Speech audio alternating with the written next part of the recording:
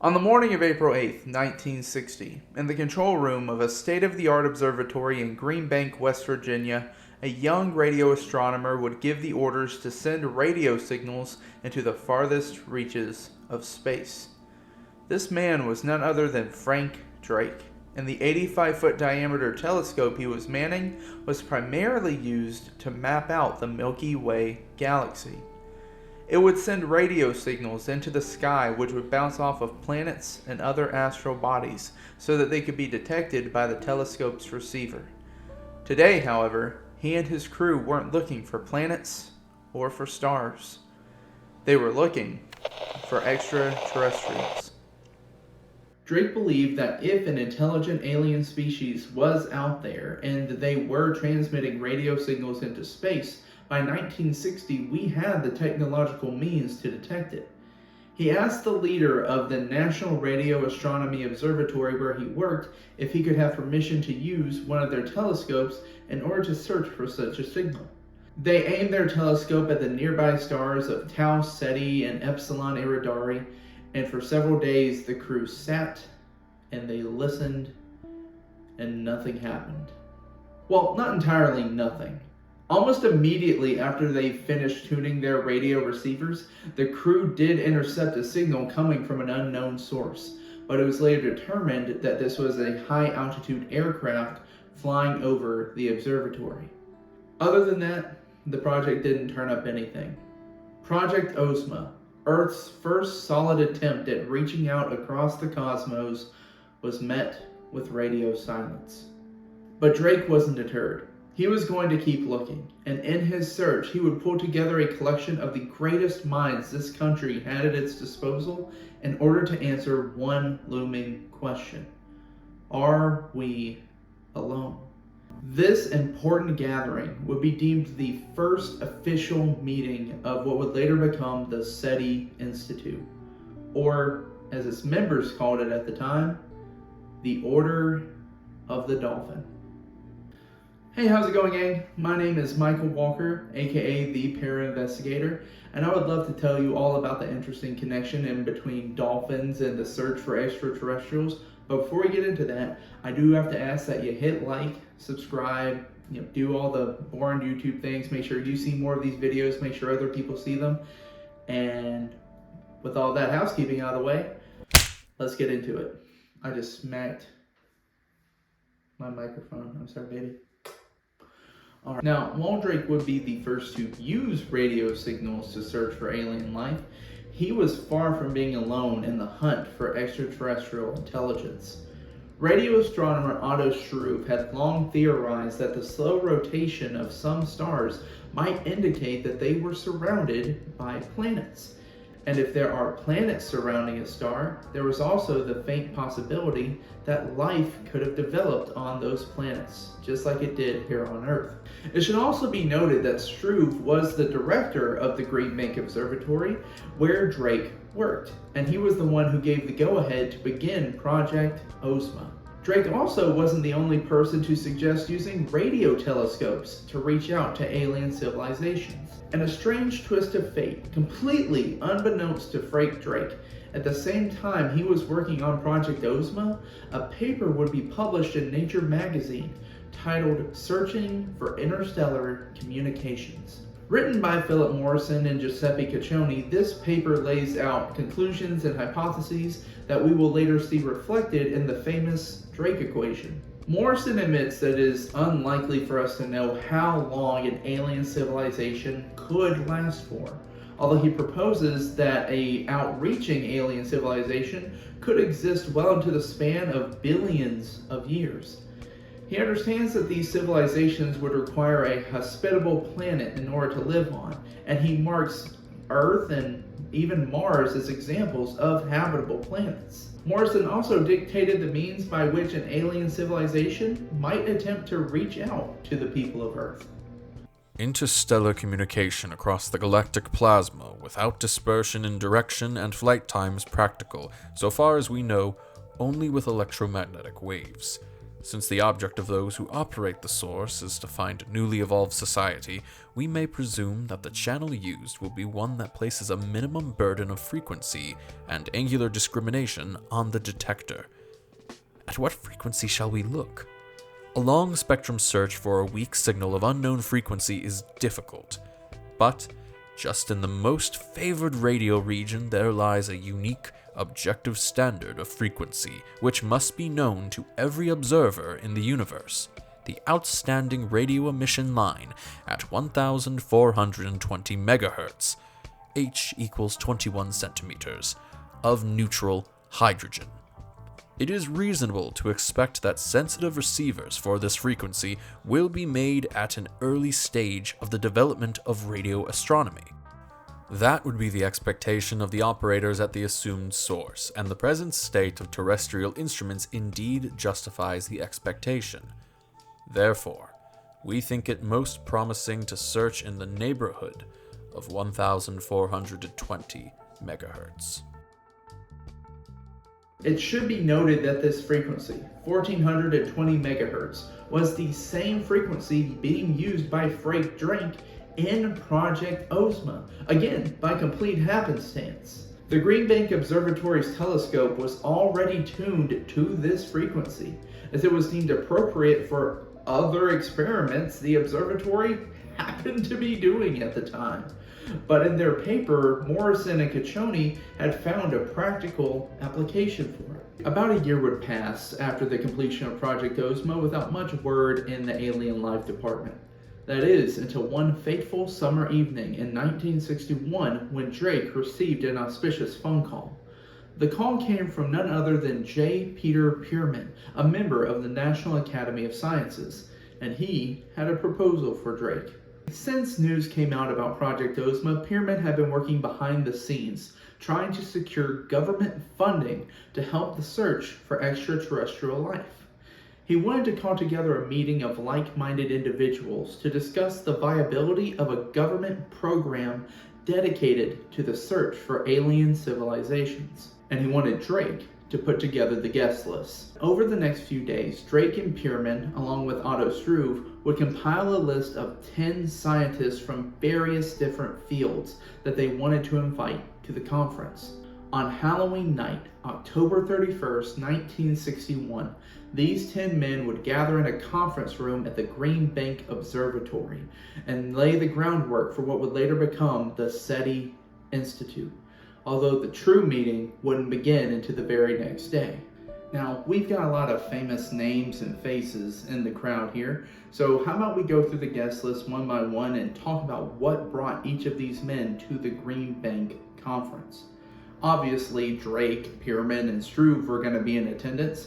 It was Pearman's idea to have the conference to begin with, so of course he wanted to be there for the proceedings. Drake was a brilliant radio astronomer. In fact, before Project Ozma, he had used the Green Bank Observatory telescope to use radio waves to map the Milky Way galaxy. And Otto was, the director of the observatory, but he was also an expert on stars, specifically stellar rotation, which, as we discussed, he believed that the slow rotation of certain stars might indicate that there were planets revolving around them. But what about the other guests?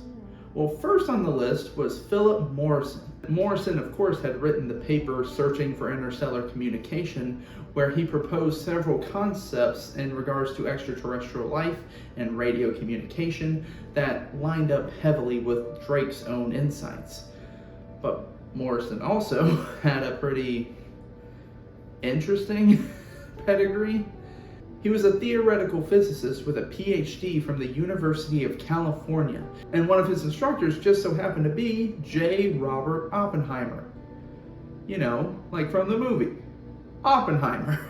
Later on, Morrison would work alongside Oppenheimer at the Manhattan Project.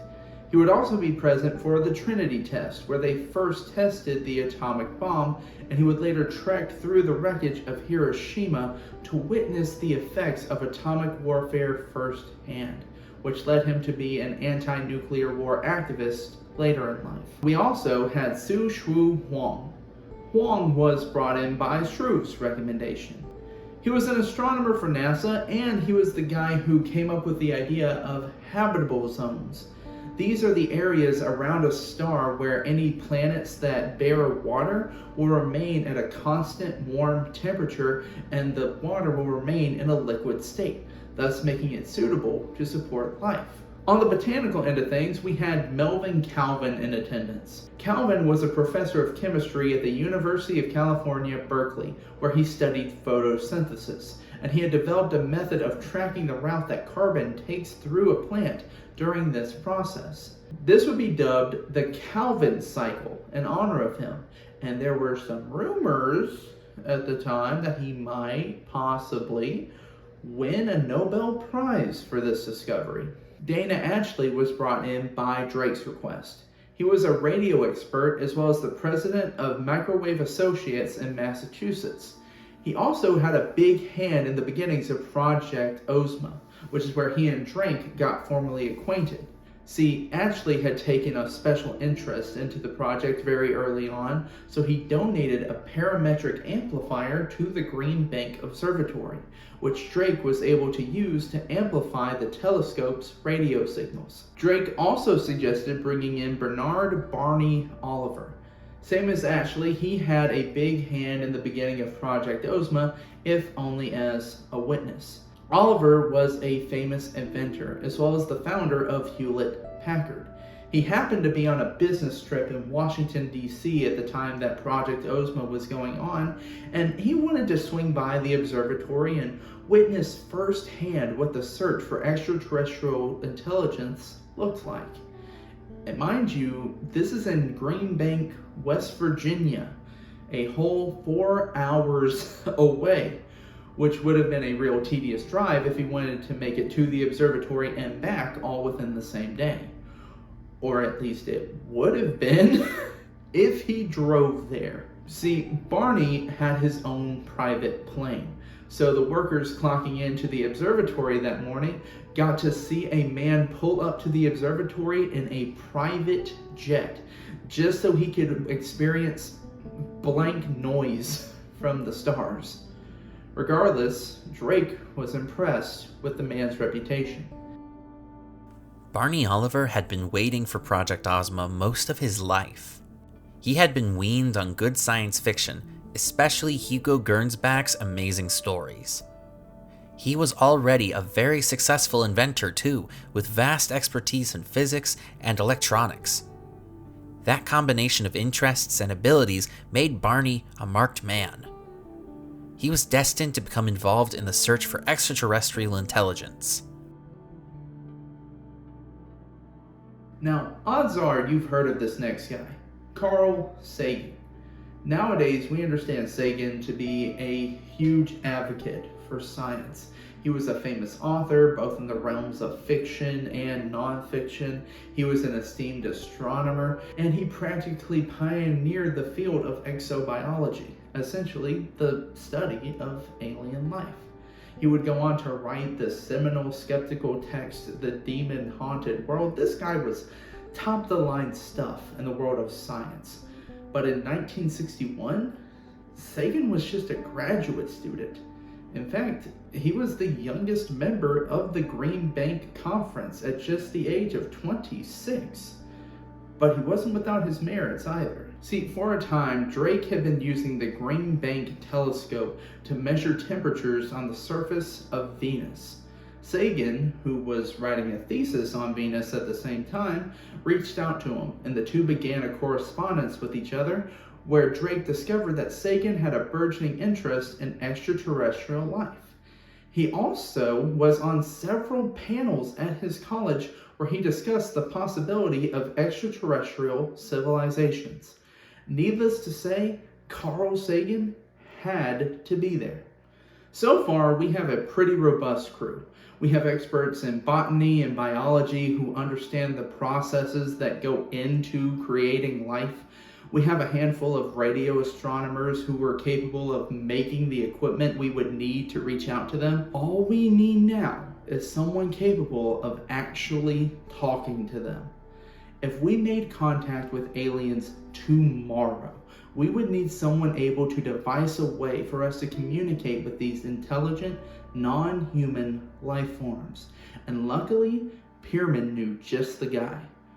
John Lilly. Lilly was a bit out there, even for a bunch of guys who were trying to talk to aliens.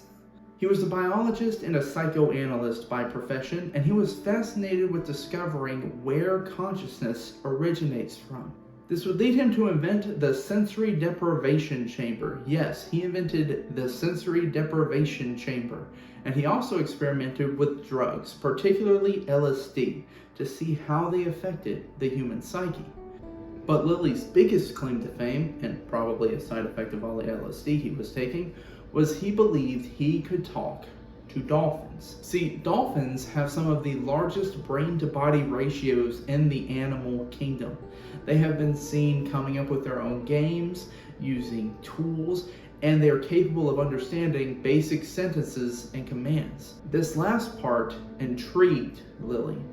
He wondered if it was possible to go a step further and actually understand what it was the dolphins were saying. In the 1950s, Lilly founded the Communications Research Institute on St. Thomas Island, and this is where he dedicated himself to the research of interspecies communication. Now that we have the gang all together, it's time we finally get down to brass tacks.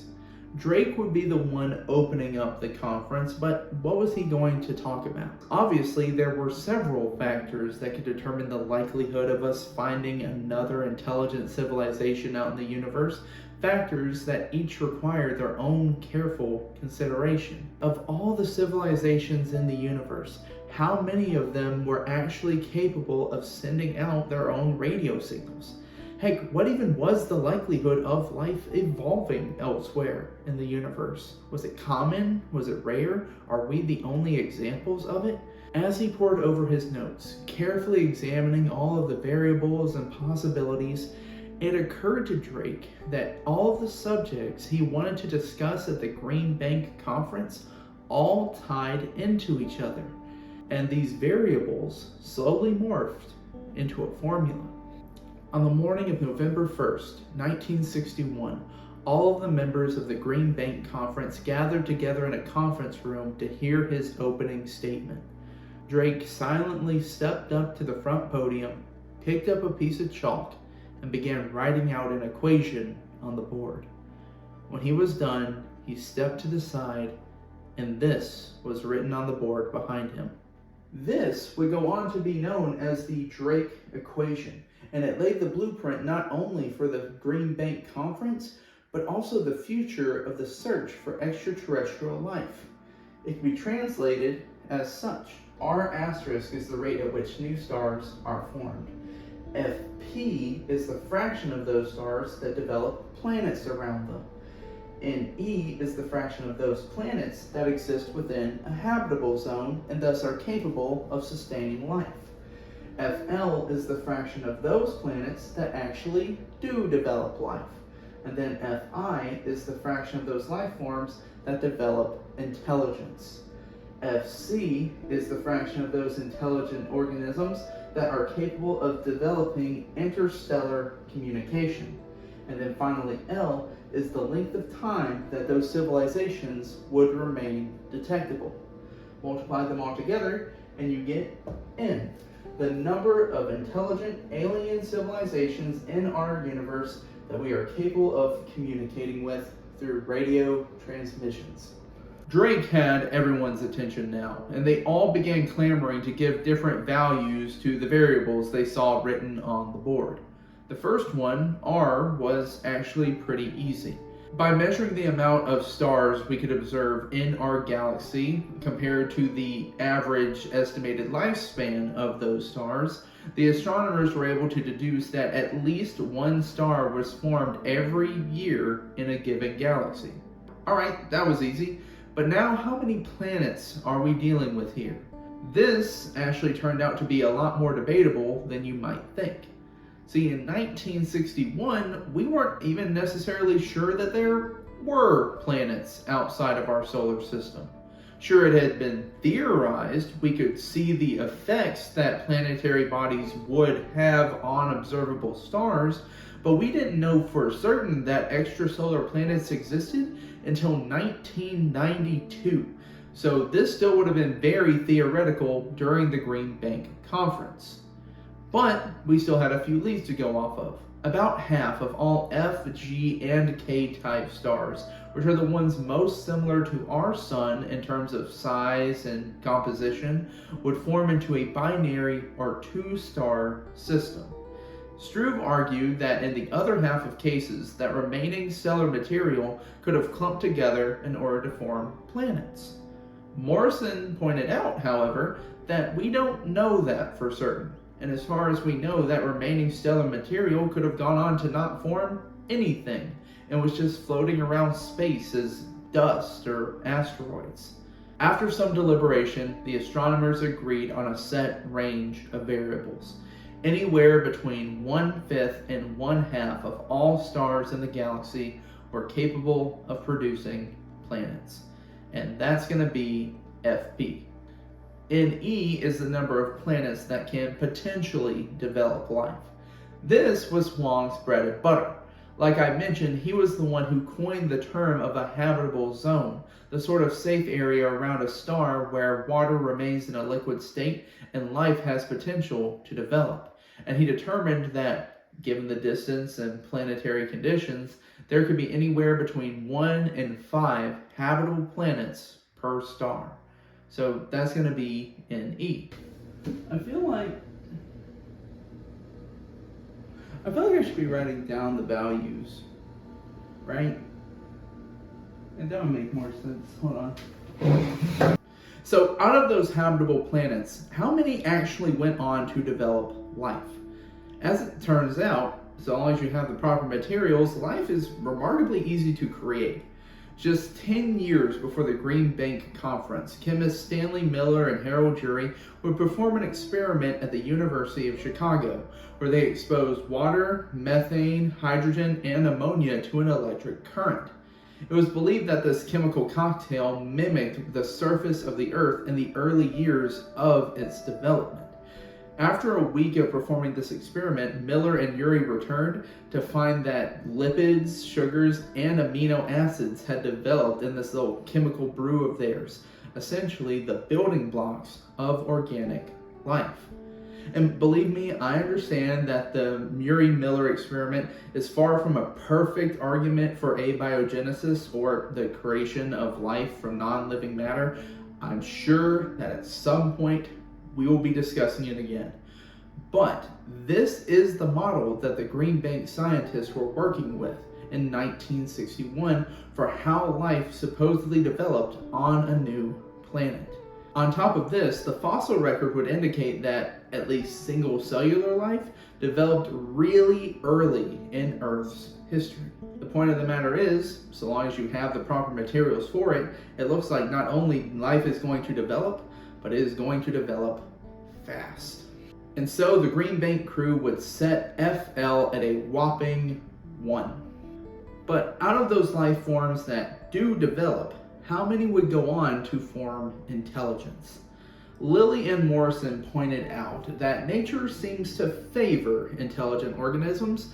It certainly helps your chances of survival if you're able to rationalize and communicate with other organisms that are like you.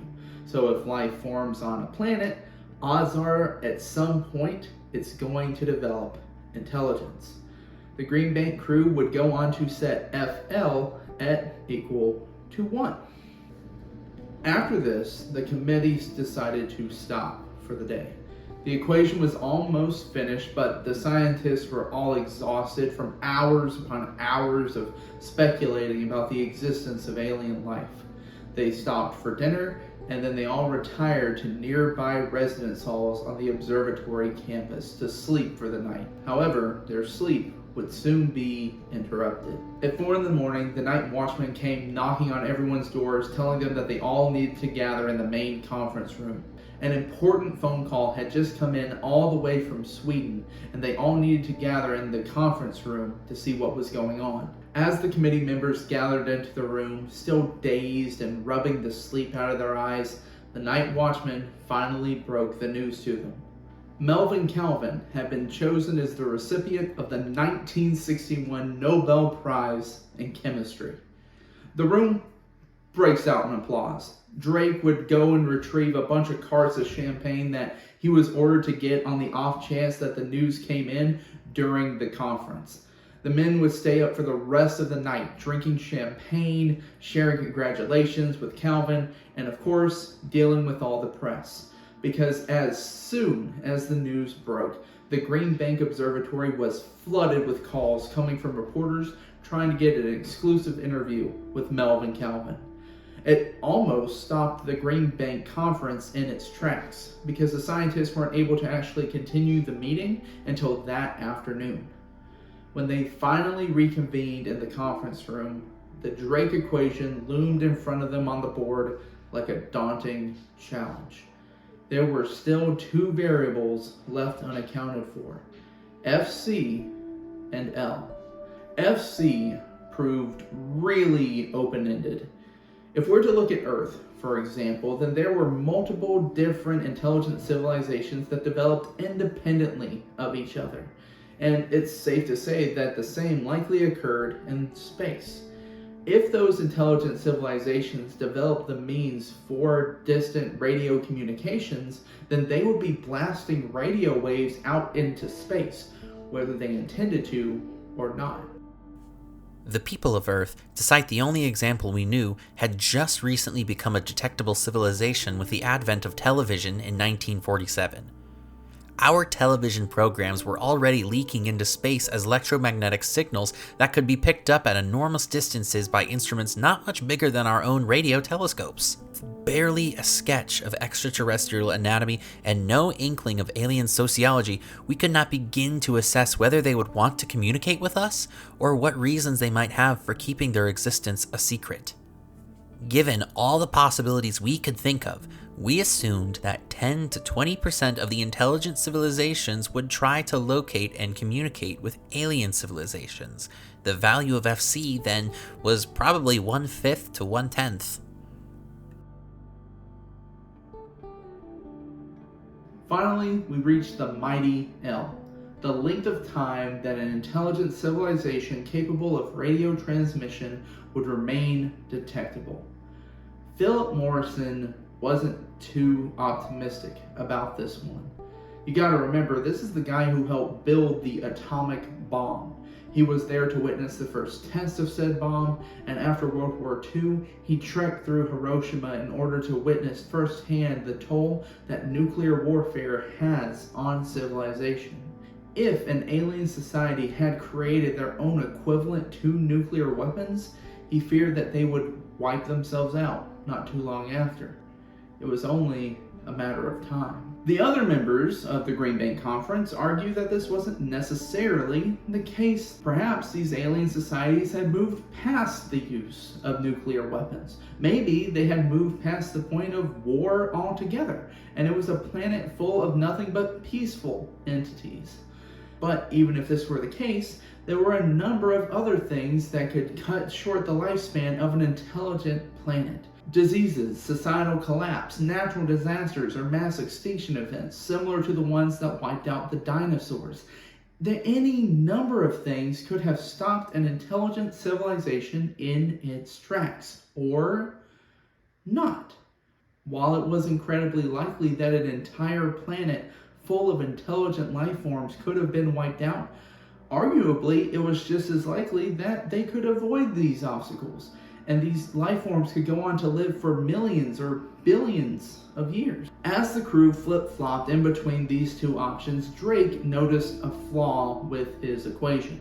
It had the power to work against itself. A lot of the variables were very similar to each other, and there were certain combinations that could nullify the equation. Let me show you what I mean. So, say we keep all of the ones in this equation the same. Then we say that of every star that is formed, 1/5 of them develop planets around them.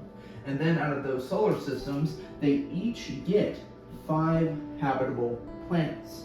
If we multiply F, P, and NE together, we get 5 over 5, or 1. 1, 1, 1, 1. And if we multiply all of these ones with FC, arranged from 1/10 to 1/5, we get a range of 0.1 to 0.2. 0.2.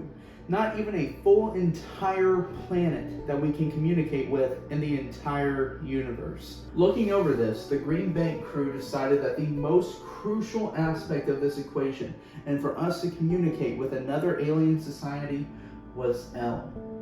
How long would they be around to communicate with us? Given the various factors that could feed into the longevity of a civilization, the Green Bank crew decided on a pretty large range of answers. Any given extraterrestrial race could be contacted in a time period lasting anywhere from 1,000 to 100 million years, meaning that there were feasibly thousands, if not millions, of extraterrestrial planets out there amongst the stars, just waiting to talk to us. After solving the Drake equation, the Green Bank crew would spend their remaining time together discussing various other theories as to how they would continue the search for alien life and the methods they would employ to do so. Unfortunately, these projects wouldn't gain any traction for quite a few years, because at the same time, NASA was kind of putting all of its money into another project, putting the first man on the moon. But the scientists remain hopeful. As the Green Bank Conference came to a close, these men were saddened about going their separate ways. If you go back and read any of their books or recountings of their time during this conference, you get the sense that these men formed a pretty tight bond at the Green Bank Observatory. There was a sense of brotherhood amongst these 10 men who had come together to achieve an impossible task, speaking to aliens on another planet. Over this conference, they had laughed together, they had partied together, they had shared their theories and ideas and knowledge with one another. They almost didn't want it to stop. In order to cement the bond that these men formed during their time at the Green Bank Observatory, they decided to give a name to their special little group. One that made it sound more like a secret fraternity than some boring scientific conference.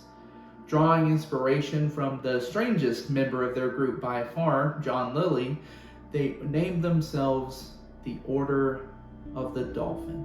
As the conference ended, the Order regrouped in the main conference hall to split the last bottle of champagne left behind from Melvin Calvin's celebration for winning the Nobel Prize. At this little going away party, Otto Struve raised his glass and gave a toast.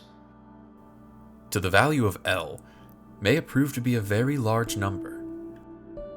Although the Order of the Dolphin unfortunately disbanded, its members would still go on to make major contributions in the realm of science. Philip Morrison would begin working at MIT in 1964, where he would dedicate himself to exploring the cosmos with the use of X-ray emissions. In 1987, he would then go on to become the host of the PBS TV show, The Ring of Truth. Frank Drake and Carl Sagan would dedicate most of their subsequent careers to the search of extraterrestrial intelligence. Between 1966 and 1968, Drake worked as the director of the radio telescope that Cornell University owned in Arecibo, Puerto Rico. It was here that he worked on transmitting the Arecibo message. The Arecibo message was a simple binary code, which, when decoded, would create an image. The image was several blocks, arranged in different shapes, with their own different meanings. They include depictions of the atomic numbers of the major chemical components of DNA, the amount of nucleotides in a human's genes, the total human population, the shape and average height of a human, as well as a depiction of our solar system. This radio transmission would then be sent out to the M13 star cluster, roughly 25,000 light years away from Earth. Frank Drake and Carl Sagan would also work together on the Pioneer plaques, which were sent out on Pioneer 10 in 1972 and Pioneer 11 in 1973. The plaque shows a depiction of neutral hydrogen, drawings of a male and female human, as well as a drawing of our solar system. The golden record was a golden disc which was filled with over 100 images and over an hour of audio, which included pictures of people, natural landmarks, and the sounds of birds, music, and people talking. It was intended to give aliens a sense of what life on Earth was like, if they were able to figure out how the onboard phonograph worked. In 1984, the SETI Institute would officially be formed as an institution dedicated to the study and research of extraterrestrial life. Drake, Sagan, and Barney Oliver would all be directors over the Institute in some capacity over the years. In fact, one of their three main branches was named the Carl Sagan Institute.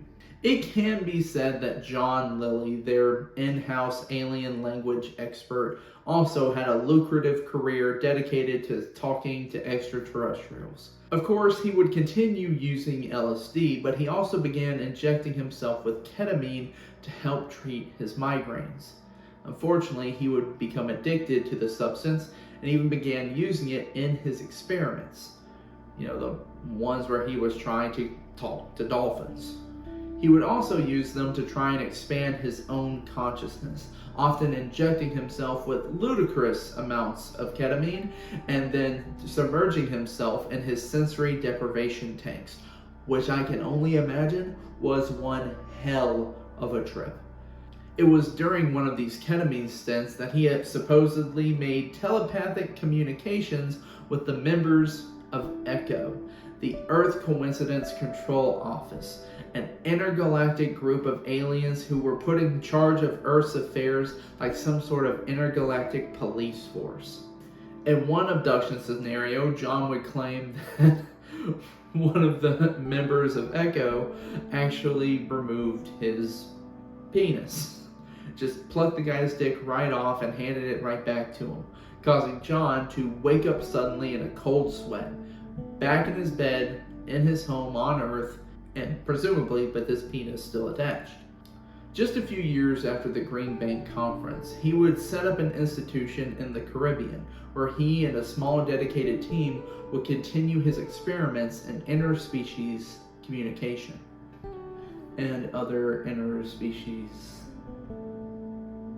things. I don't really want to get into it. His work would go on to inspire a few movies as well, specifically Altered States and The Day of the Dolphin. Unwittingly, he had trained a dolphin to kill the President of the United States. And, of course, Lilly would also inspire the video game Echo the Dolphin, which was named after the coalition of interdimensional beings which stole his penis. But his work did have one positive effect. Lilly's empowered speeches about man and animal communication, while they were largely discredited, had a lasting impact on the members of the Green Bank Conference. He came the closest out of all of them to genuinely communicating with another form of intelligence, even if it was still of this earth. Drake, Lilly, Sagan, Wong, Oliver, they all developed pretty close bonds over the course of this conference, and they wanted to symbolize that in a meaningful way. A few weeks after the conference, all of the members would receive a package in the mail. It was a gift from Melvin Calvin, something that he had specially made for all of them.